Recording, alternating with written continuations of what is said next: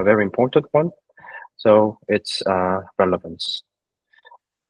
A selection of important content from the source. So consistency was about extracting the content from the original text, but you cannot just draw every content from the original text. You should select important ones. So here, good summary, again, the bad summary. Bad summary contains a text like the victim's body was discovered near a playground, which is not really important in terms of the whole summary and the timeline of the crime. Okay, this talk is mainly about how can we optimize text summarization to align with human-defined criteria. Coherence, consistency, fluency, relevance. These 4 dimensions we have already looked at. And there can be more requirements. I will introduce them later. So here's the outline of the talk. Key element forcing, multi-objective reinforcement learning, prompting with tools. So 3 techniques we tried for the summarization problem to optimize these dimensions or extra dimensions I will introduce. I will speed up the first 2 and maybe spend more time in the third, which is more related to the modern techniques and trend. So, but it's good to start from a very simple problem and simple approach. That's the first section, key element forcing. So we just turn back to the evaluation of the dimension. We have seen these dimensions, and we want to optimize all these dimensions. But first, how can we evaluate if a summary is good or bad for each dimension? So evaluation should be done. So it should be quantitatively measured before we think of the optimization. But looking back to the history of evaluation metrics in NLP, first, a single score computed with a predefined formula, like blue or rouge. They are very quick to compute, but the capacity for evaluation is very superficial. Single score again, but trained model like neural networks, like BlueRT or Comet. Of course, they are slower than blue or rouge, but very delicate. They can capture sensitive semantic difference, for example. And now we think of multiple scores like trained models, again, neural networks. G-eval or uni-eval, those are also network models. They are complex, but they can measure multiple scores in a holistic way to get the comprehensive evaluation of a generated text. Sorry. So one of them I will introduce, that's the uni-eval. So here's an example. Generative summary is like this. It's about Harry Kane, the famous striker in football. The multidimensional evaluator, this uni-eval metric, coherence and consistency, fluency, relevance, they are all drawn from this uni-eval model, and they are quite related to human evaluation scores. So how to train this kind of model? We should annotate or synthesize positive and negative examples for each dimension. So coherent text or not coherent text, for example. And train a neural model with proper prompting. The text is given, summary is given. Is it coherent? Yes or no? And produce dimension scores without reference at the end. That's the beauty of this kind of trained metric. You don't need a reference, but you just ask the model to get the score for each dimension. Okay, we have a very powerful tool for evaluation. Then now we move on to one dimension. What I mean by one dimension is, let's tackle one by one. So we have 4 dimensions, but what is the most vulnerable dimension in recent summarization methods? It was relevance. in our initial experiments in CNN Daily Mail summarization data, which is one of the most famous data set in summarization, used a basic model like T5 or Llama 2. You see the relevance score is the lowest ones. So we thought that we should analyze this first and tackle this first as the first step of this series of work. But what defines relevance? What I mean is which parts of the text are important. This is linguistic intuition, and we thought named entities are the most important parts. So they often carry crucial information like person, location, date, or events. And actually, if we omit or substitute them, then it causes serious misinformation. For example, with named entities, the good ones. So Andrew Ng from Stanford suggested a new way of blah, blah, blah. But here, famous North American scientists suggested a new way of training AI algorithms. So this is much more abstract and misses a lot of information, and it often causes confusion. So correct use of named entities would be very important. That's why we first try to extract named entities from the original text. Since the intuition is from the linguistic feature engineering, we also stick to the classical methods like BERT style embedding. And our old friend, CRF, and we use the Flare toolkit. Actually, named entity recognition is still very powerful with old tools. So state of the art in many languages with these combination. It's actually better and faster than GPT models. This is an example dialogue of the original text. And if we extract the named entities, then car names or dates or durations, those things are extracted.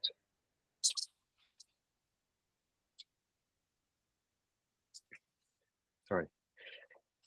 So, but we also thought of a second intuition.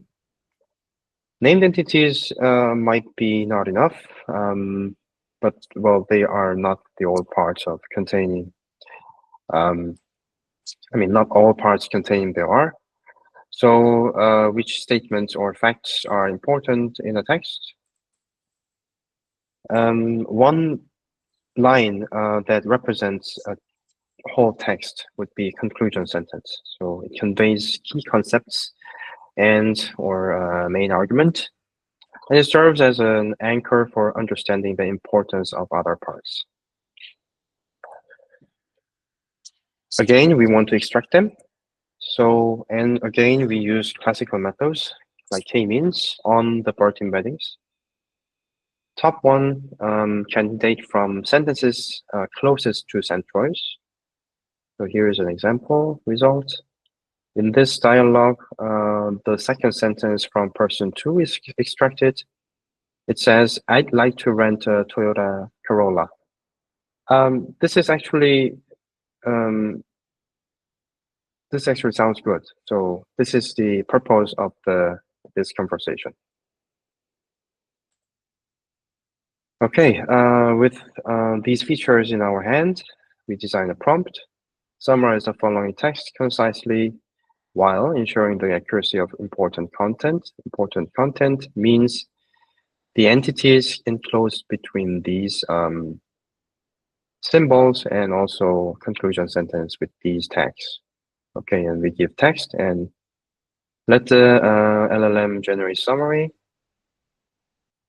So source article, we have a feature extracted, and we have a prompt.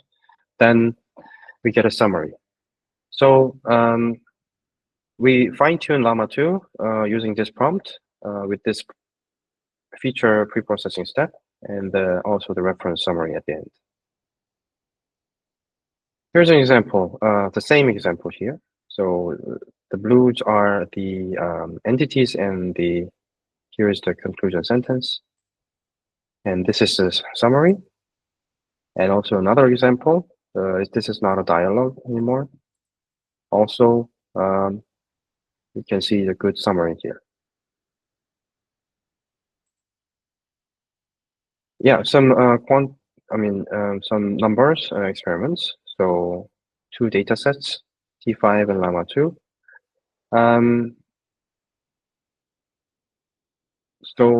Adding this key element forcing. So forcing this key element, named entities and conclude a sentence. Then we improve the relevance mainly. Here also the relevance. But as an artifact or we can a byproduct, we also improve fluency or coherence. Sometimes consistency drops, but usually they are in the same level or better. But this method has an interesting fact. So in long texts, relevance is increased furthermore. So longer text, it means harder to determine which parts are important. So this key element forcing is particularly effective to get it focused. We also ran human evaluation, which proves our result.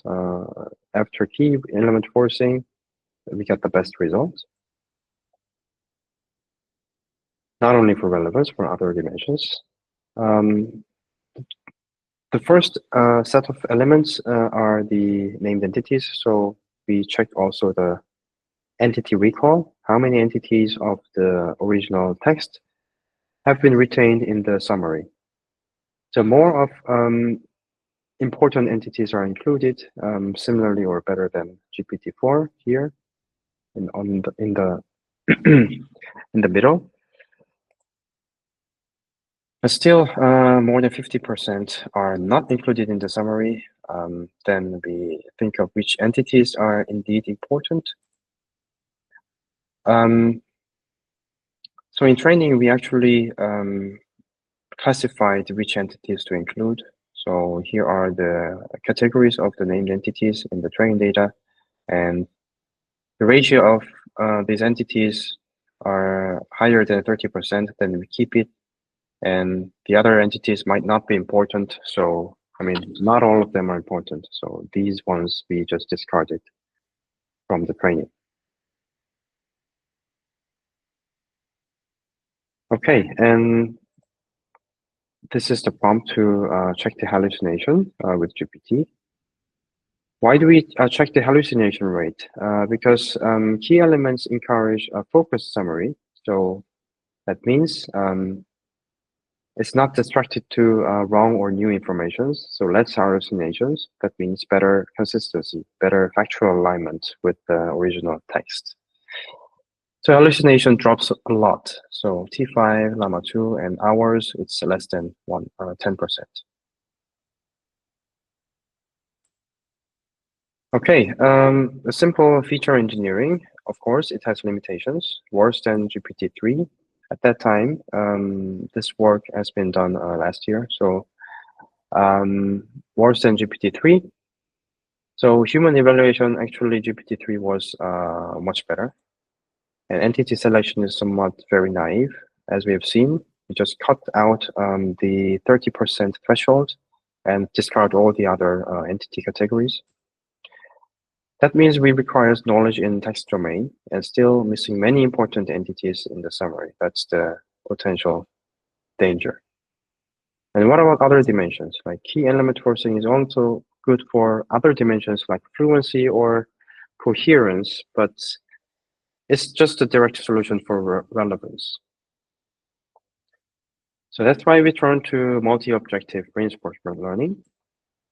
Reinforcement learning, enough with handcrafted feature engineering, and how can we directly optimize for an evaluation metric without linguistic knowledge? So we turn our attention to mathematical adjustment, like statistical learning. And since we work with the metric quite closely, so we chose reinforcement learning. So metric score is regarded as reward for this algorithm, like Rouge or answer similarity, like between generated and reference on the same question. For entailment score from original text, those scores are used as rewards for the summarization work. But we're gonna use the uni-eval, the four-way dimension metric in the reinforcement learning framework. So before we move further, we will recap how the reinforcement learning is done for summarization. But before that, let's quickly check the classical supervised learning, sequence-to-sequence learning. So this is a sequence, and history is this is un, and at the current position yn, we generate output, but the reference token at this position is actually example. So we use cross entropy to maximize the probability of example, the reference token, but conversely, the probability of output is discouraged because the probability is normalized. For in RL, we have a slightly different terminology. So history is called usually state, and generated token, I mean, just sampling in one token is called action. After an action, we get a metric score as a reward. But here, the reward R is 0 because we are in the middle of generating a summary. So during the generation, we have an incomplete summary, so we cannot measure the quality of the summary. So no metric score yet. But at the end of the summary, denoted by end of sentence here, end of sequence token, then we have full sequence of summary tokens y1 up to n. Then we put it into some score function here to get the reward R. Okay, we get the reward. Then this is the summary. Okay, someone raised a question. Could you please repeat this part? Okay. So here, this is the history. So these tokens are already generated, and at the position n, output, a token called output is generated. But this is like halfway to the summary, so we cannot check its relevance or whether they have all the important informations, or all the future sentences are also fluent, or those things are not really measurable yet. So we just set the intermediate metric score or reward to 0. But as the generation goes, at the end, we generate EOS token and we just stop. So at the end, we do not generate more. Then we have all the tokens ready. Then we check if the important information is there, or whether the sentences are coherent to each other, or those things can be checked using some score function. Then the metric score can be calculated. It's non-zero anymore, not 0 anymore. I hope this is clearer. Yeah, great. If you have any other questions, just interrupt me. Okay, now depending on the position, if it's at the position where the end of sequence token is generated, then we get this actual metric score. But otherwise, we cannot really compute the metric, so it's 0. But we have additional term in the reward, which is called penalized, Kurbel-Leibler divergence penalty term. So the final reward is the metric score here, minus beta, this Kurbel-Leibler divergence from reference model to policy. So policy is another term for RL. That means the model we want to tune, model we want to train. And the reference model here is already trained to some extent. So we just run usually supervised training to make a, let's say, moderately good baseline model. What this penalty means is that we get a non-zero reward for intermediate positions. Otherwise, we get only 0 in the intermediate positions. And also, we prevent the model from diverging too much from reference model. So this gives a lot of boost in stability in RL training. So now we know how to construct a reward, and this is the overview. We get original document and reference summary, and using these two, we just run supervised training to get the fine-tuned model. We use this as a reference and we freeze it, but we use this to fine-tune it further, which is called policy. We have two copies, and one of them is freezed, one of them is further trained.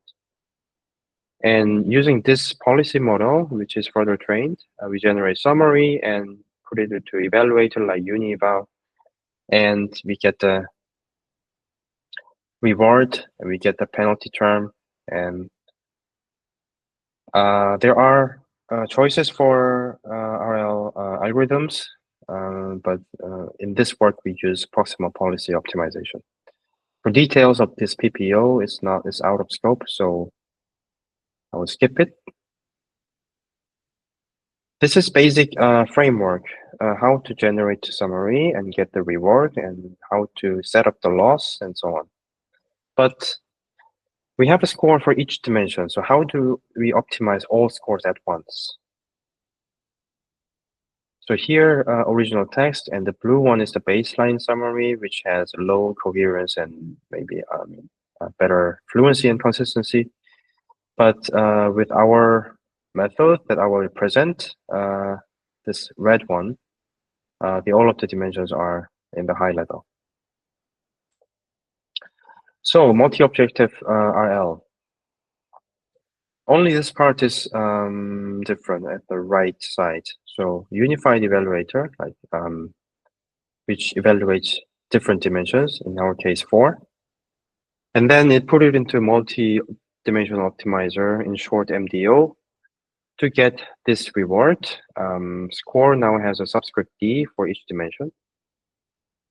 And reward selection is the choice to get the final reward.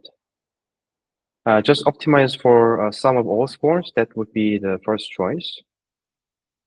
Then high over reward, even if some dimensions are weak, because some, summing up all, high is the weak dimensions. In turn, we get, the strongs will get stronger and weaks will get weaker. That's the disadvantage. Then let's optimize the weakest dimension first. But this dimension is changed over time for each update. So for each update, we select the dimension D that has the lowest score. Then we should promote them to make a better summary at that dimension. That's one way, but improving a dimension might hurt another.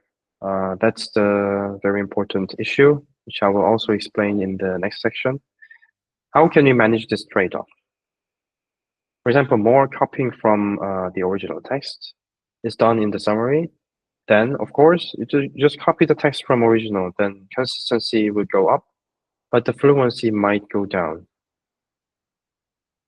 So optimize for a dimension, so we have a subscript D for that dimension.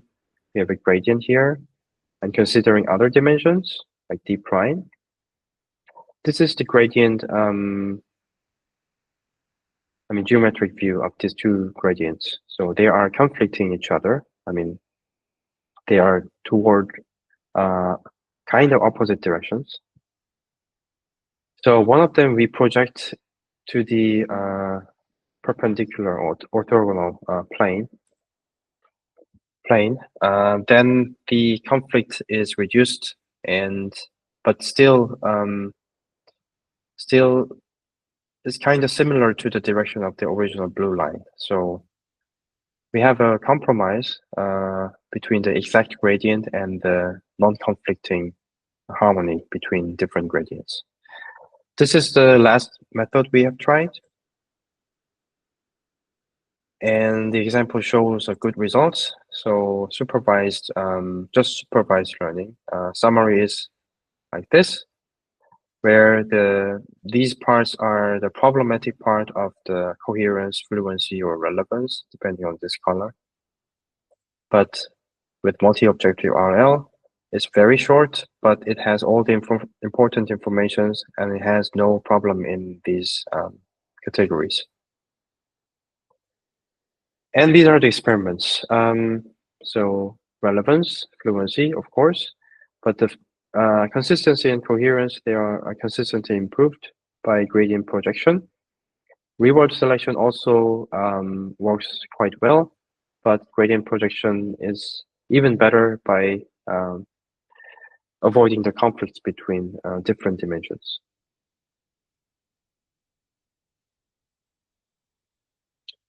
So human preferences. Gradient projection summary got the most rank, top rank selection among these three.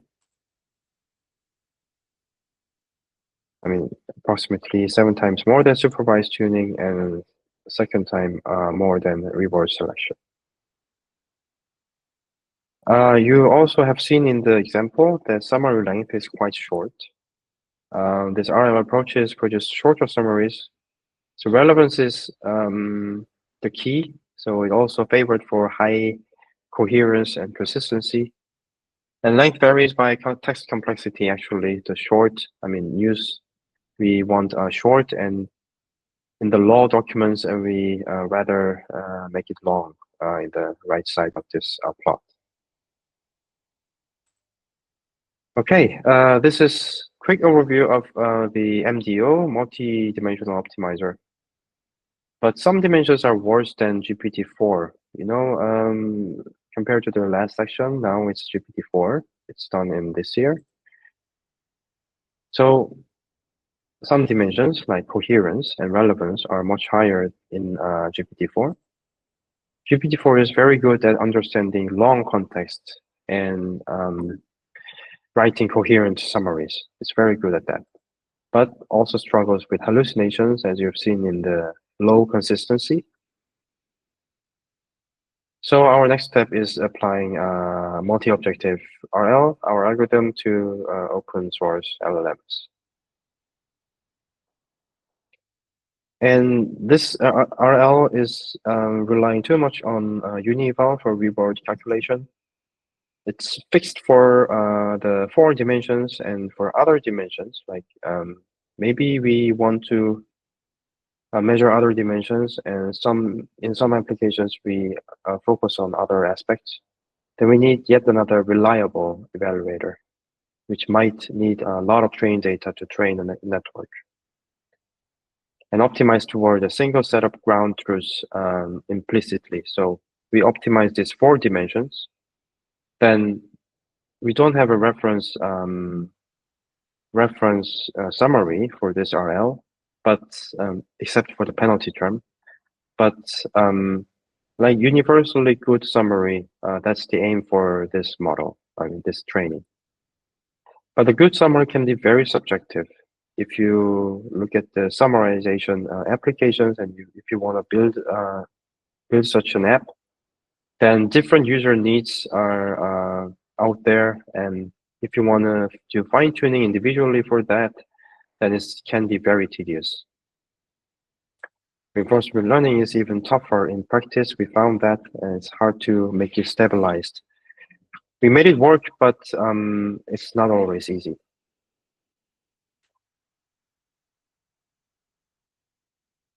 Okay. So there's a question in the channel. I didn't understand the second term.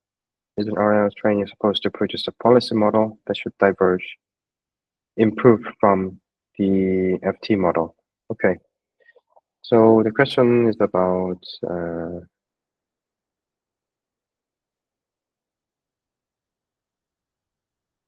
sorry, we have to go back a long way here. Yes. This term, the penalty term.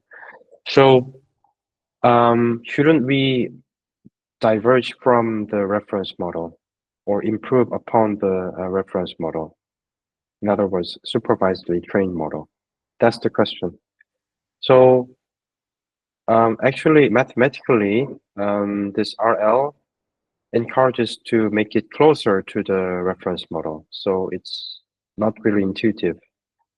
But in here, we have reward, a new metric score term, which encourages the divergence from the reference model and improve upon that model.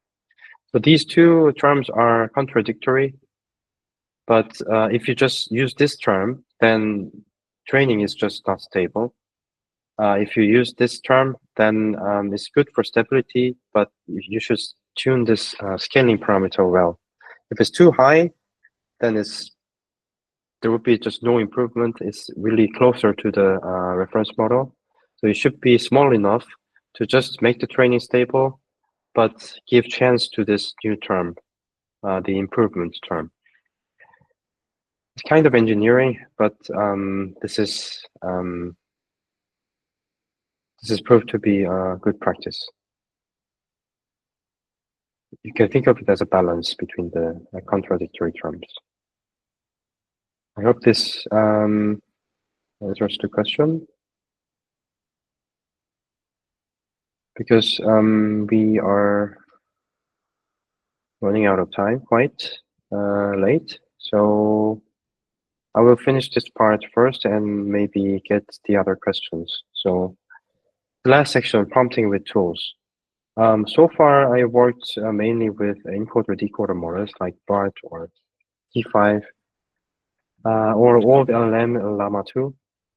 But we're all fascinated with the good LLM models, so we will focus on that in this section. But from the intuition from the last section, we focus on something different, so new kinds of dimension. We're living in the era of personalization, so each user has unique requirements. How can we meet them dynamically? There is a field called controllable text generation. Here, the control means user controls something in the generated output. So security, sentiment, topic, style is very subjective dimensions, and practicality, fluency, or diversity, they are quite general dimensions, like these in summarization. But here, subjective dimensions, which dimensions do user want to customize in summarization? Let's have a look. It's called control attribute, and the first one would be length, a very famous one. A balance between detail and brevity. So maintaining relevance is very hard in shorter summaries because you should really take the best, most important ones only in the summary.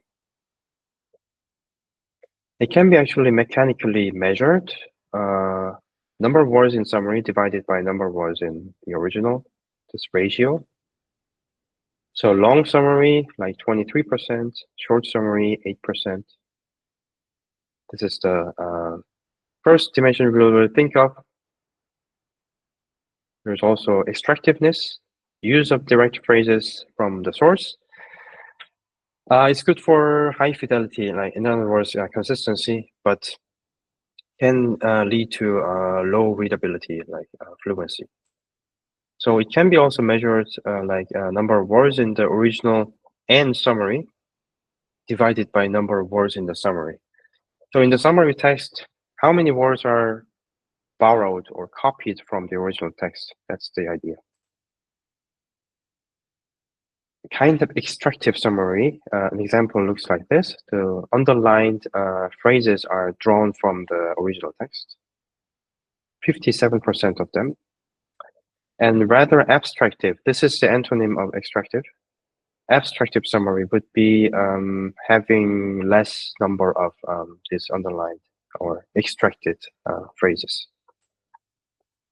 The third dimension, topic, it tailors to focus on users' interests. So it gets natural language input, like which topic you want to focus, targeted relevance. It can be also measured by cosine similarity of the topic word and the all words in the summary. You can average them over the words in the summary. So if the topic is criminal, then it's has high score with the criminal and a low score with the victim. If it's if the input is about victim, then you can see higher score in the victim. Similarity score of the victim keyword. So I just introduced 3 of them, but there can be dozens of them if you look at the survey papers of the controllable summarization. So we get the idea from the last 2 sections when we do key element forcing and multi-objective RL. They are all training methods. So control annotated data set, which means we have a reference summary with the length, extractiveness, and topic all annotated well. Put it into pre-trained model, fine-tune it. That's the basic idea so far. But is it feasible to fine-tune for generating a controlled summary? We're not playing around with the reference summary or general quality dimensions, but it's really user-defined subjective dimensions.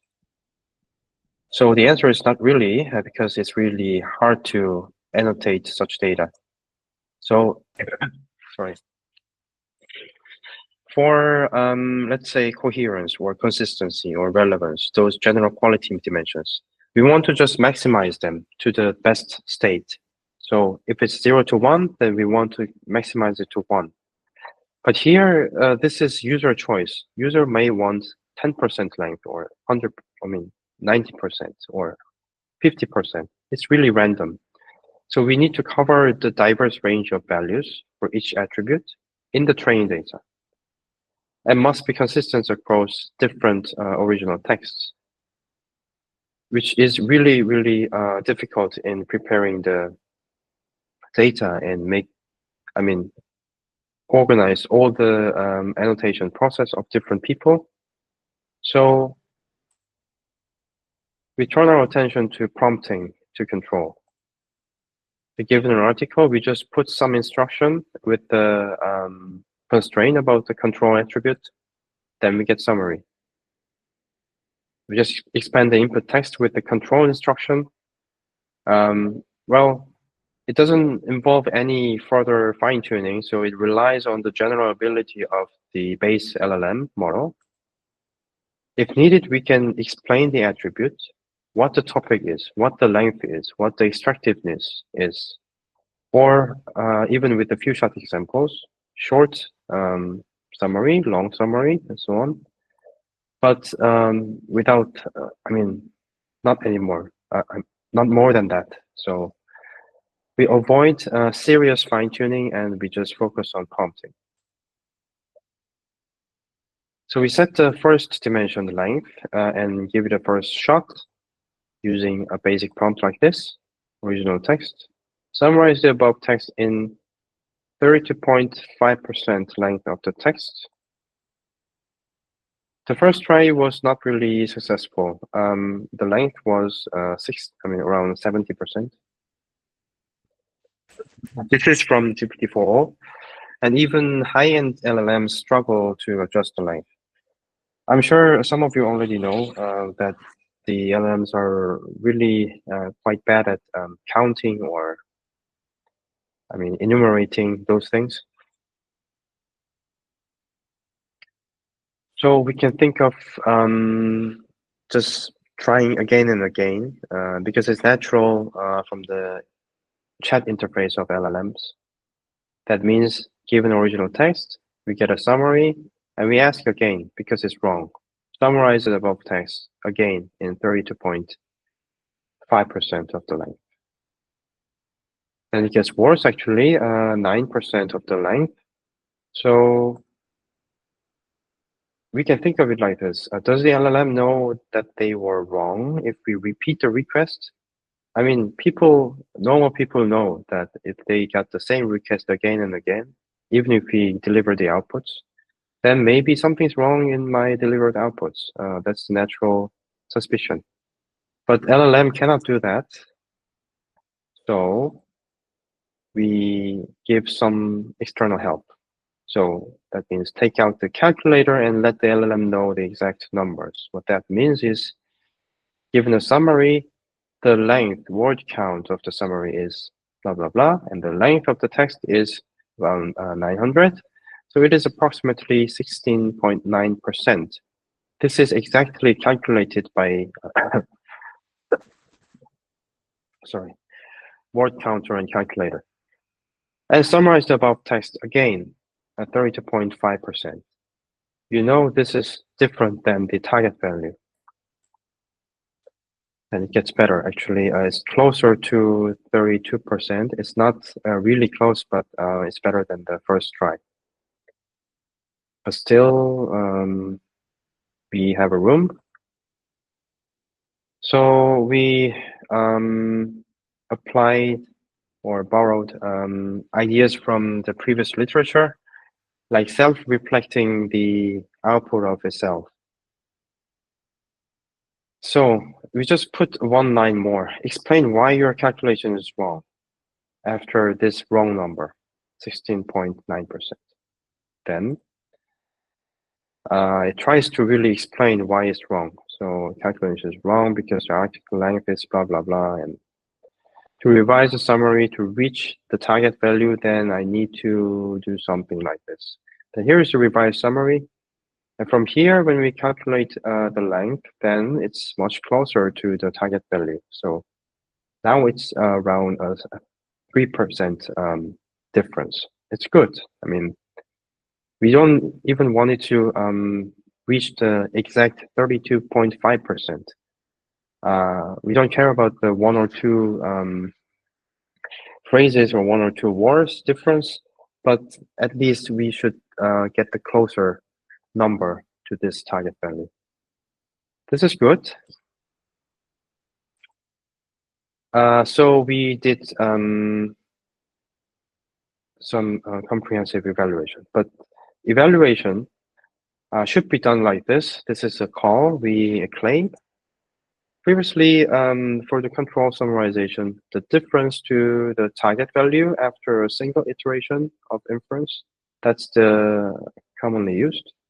But this is unrealistic now because we need to train to match the target value with reference summary data, which is quite hard to get. So instead, we suggest how many iterations are needed to reach the target value.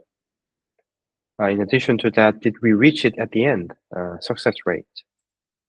It's realistic because we just have post-training efforts to achieve the goal without any data.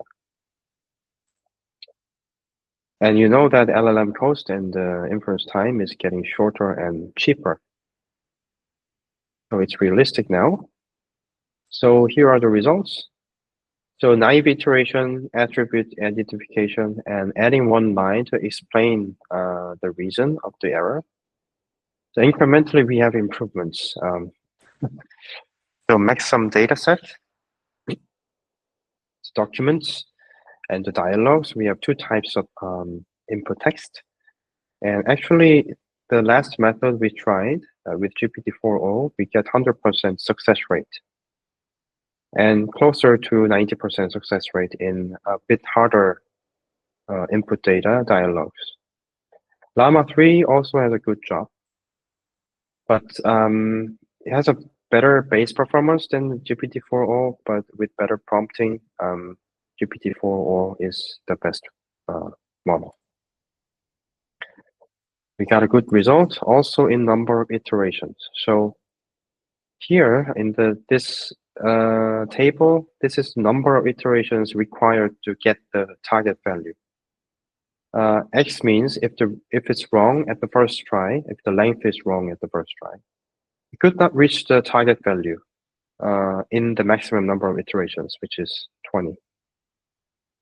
So naive iteration is quite bad, but attribute identification, we need less number of iterations, and in the end, 1 or 2 guidance iterations are usually sufficient with the GPT-4o to get the target value. This is averaged over all examples. That's why it has floating point. All right, we did the same experiment in the extractiveness. So far it was length. So we have the same trend. And it works also in this kind of numerical attributes. That's what we have found. In the first slide of this section, I mentioned the balance between the subjective dimension and the objective dimension, I mean general quality. We found that it maintains overall quality while controlling the attributes. I mean, but the naive iteration, it's not really good for the general quality sometimes, because these two, the last 2 lines are quite similar, but the first line is deviated from the last 2. So some guidance in the prompt should be necessary. Here is also a limitation, control conflicts. So I didn't show anything about controlling multiple attributes at the same time, because we actually did the experiment. So if we optimize, let's say extractiveness, then the extractiveness difference to the target value is very small, but the difference to the target value of the length is very high. And the other way around, if we optimize the length further. If we optimize these 2 attributes together, then it's like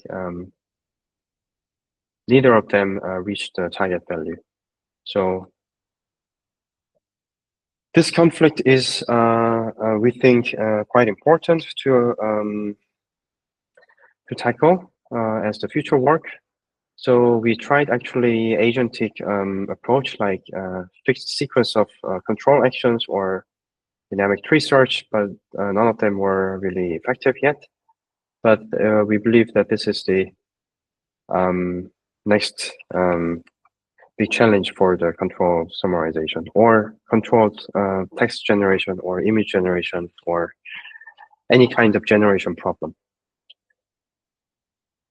Maybe we need some constraints in the decoding part, other than playing around with the order of actions we make. So that's some idea. Now it goes to the conclusion. So evolving evaluation of text in NLP, like reference-free, move away from biased and costly references, multidimensional, better way, and optimized together. User-defined, targeted values are not always the maximum. So because nowadays, generating a quality draft summary is fairly easy with high-end models. So people seek customized summaries. The methods we have tried optimize single dimension with feature engineering like key element forcing. This incorporates named entities and conclusion sentences and prompts. Enhance relevance, reduce hallucinations. And multiple dimensions with statistical learning like multi-objective RL. It reinforces all dimensions while projecting conflicting gradient onto a normal plane, simultaneously improve all quality dimensions. But the hardest one and most interesting one, I think, is user-defined standards with post-training work like prompting with tools. We utilized a counter tool and self-repression to correct the mistakes. For personalized controls without model tuning, but we admit that we need a more future work for simultaneous controls. Okay, thank you for the long attention. I am open to any questions. Thank you. I actually could go first. Also, the others I think you feel free to unmute and ask questions. Uh, I had a question.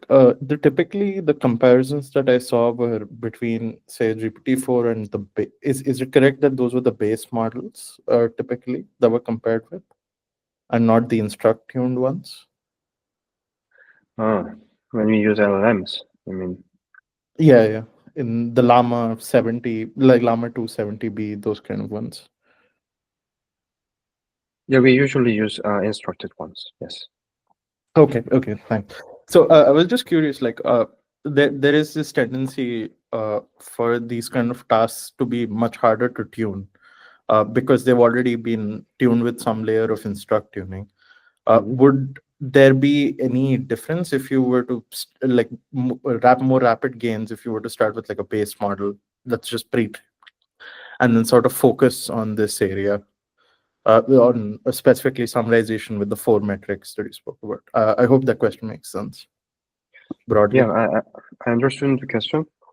I'm not sure. I think it should be verified empirically, but my guess is that these days instruction data is also very, I mean, in a massive scale, so it might contain also a lot of summarization data.